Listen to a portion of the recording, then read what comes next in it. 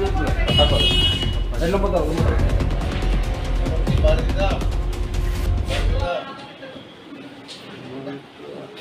হয়েছে, ঘটনাটা কী হয়েছিল?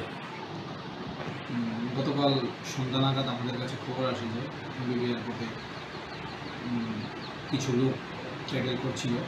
তারপরে সিআইএসএফ ওদেরকে জিজ্ঞাসাবাদ করে, তখন ওদের কাছে কোনো বিলির কোনো কাগজপত্র দেখাতে পারেনি ওরা।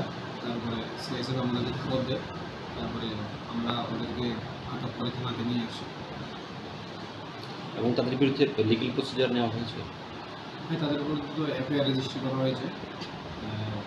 এস পার লিগাল প্রভিশন যা হবে তা আমরা আজকে কোর্টে প্রডিউস করবো।